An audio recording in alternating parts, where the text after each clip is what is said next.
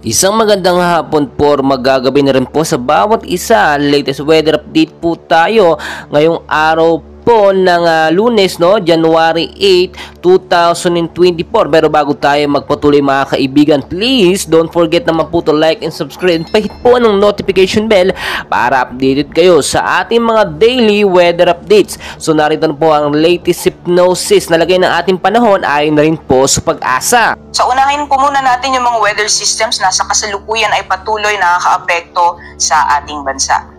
Sa ngayon patuloy pa rin umiiral ang northeast monsoon o hanging amihan sa bahagi ng bahagi naman or malaking bahagi ng Luzon. And kung makikita po natin dito sa satellite image, meron po tayong isang linya ng mga kaulapan na nakaapekto sa kasalukuyan sa bahagi naman ng Bicol region. Yan po yung shear line o yan po yung pagsasalubong ng malamig at mainit na hangin.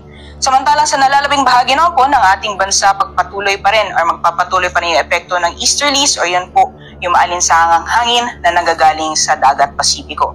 So otherwise, besides po dito sa northeast monsoon, sa shear line pati na rin sa easterlies, wala naman po tayo namamataan na low pressure area o bagyo sa loob at labas ng ating Philippine Area of Responsibility na posibleng makaapekto sa anong bahagi ng ating bansa sa mga susunod na araw. So dapo po tayo sa magiging lagay ng panahon sa ngayong araw dito sa Luzon. So dahil sa patuloy na epekto ng northeast monsoon, magiging maaliwalas naman po yung panahon sa malaking bahagi ng Luzon area. So partly cloudy hanggang sa cloudy yung magiging kalangitan po natin. May mga tsansa rin po ng mga isolated light rains o may na mga pagulan o mga pag-ambon. Ngunit pagdating mo po sa Quezon and Bicol region area, dulot po na epekto ng shear line, posible po makaranas tayo ng maulan na panahon ngayong araw.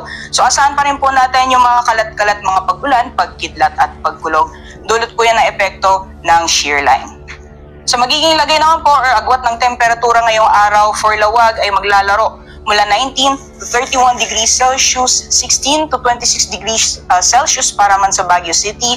Para sa Tugigaraw, maglalaro mula 20 to 29 degrees Celsius. For Metro Manila, 24 to 30 degrees Celsius, 21 to 29 degrees Celsius para sa Tagaytay.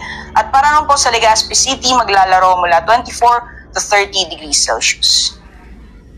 So magiging lagay naman po ng panahon sa mga piling syudad sa Visayas, Mindanao, pati na rin sa Palawan. Kung makikita po natin, magpapatuloy yung mainit at maalinsangang panahon sa malaking bahagi ng Visayas at Mindanao, pati na rin sa Palawan area. Ngunit kung makikita po natin dito naman sa may Dinagat Islands, Surigao del Norte at Surigao del Sur, makaranas po tayo ng mga maulan na panahon or may mga kalat-kalat, mga pag-ulan, pagkidlat at pagkulog. Dulot naman yan na epekto ng easterlies or ito po yung malinsangang panahon na nagagaling or malinsangang hangin na nagagaling sa dagat Pasipiko. Otherwise naman po, mostly mga isolated rain showers or thunderstorms, kadalasan sa hapon o sa gabi, ang mararanasan naman sa nalalabing bahagi ng ating bansa. Para naman sa lagwat ng temperatura sa Kalayaan Islands, maglalaro mula 26 to 31 degrees Celsius. Maximum temperatures naman sa Puerto Princesa, pati sa Cebu, aabot ng 32 degrees Celsius. Iloilo, 27 to 29 degrees Celsius. For Tacloban, 25 to 31 degrees Celsius. Para naman dito sa Cagayan de Oro, maglalaro mula 26 to 29 degrees Celsius. Medyo may kainitan pa rin po sa Davao City, maximum temperatures ng 33 degrees Celsius. At sa Zamboanga, magiging mainit din po ngayong araw, maximum temperatures aabot ng 34 degrees Celsius. So sa kalagayan naman po ng ating karagatan, wala pa rin po tayo nakataas na gale warning sa anumang baybayin ng ating bansa. Kaya malaya pa rin po mga kapalaot ang ating mga kababayan na may mga maliit na sakyang pandagat.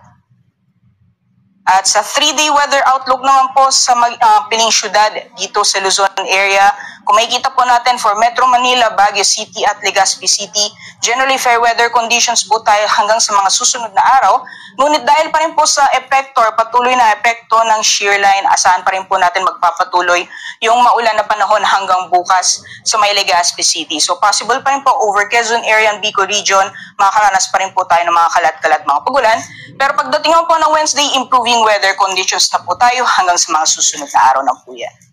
And yung mga agwat naman po ng temperatura for Metro Manila mula Tuesday hanggang Thursday, maglalaro mula 24 to 32 degrees Celsius. For Baguio City naman po, 15 to 25 degrees Celsius. At para naman po sa Legazpi City, 25 or 24 to 31 degrees Celsius. Sa mga piling syudad naman po sa Visayas area hanggang sa for the next 3 days, makikita po natin magpapatuloy din yung mainit at maalinsahang panahon. So generally fair weather conditions pa rin po tayo hanggang sa darating na Thursday. Ngunit kung makikita po natin, posible pa rin po magpaulan yung shear line sa may silangang bahagi ng Visayas. So dyan po sa Tacloban City hanggang bukas, makakaranas po tayo ng mga pag-ulan. Ngunit improving weather conditions din po pagdating ng Wednesday. For Metro Cebu, temperatures maglalaro mula 25 to 32 degrees Celsius. Sa Iloilo naman, maglalaro mula 25 to 31 degrees Celsius. Sa Tacloban area naman, 25 to 31 degrees Celsius. Sa mga piling syudad naman para sa Mindanao area, for Metro Davao, Cagayan de Oro at Zamboanga City, magiging maaliwalas po yung panahon sa malaking bahagi ng Mindanao area. So mostly mga isolated rain showers or thunderstorms, kadalasan sa hapon o sa gabi ang mararanasan.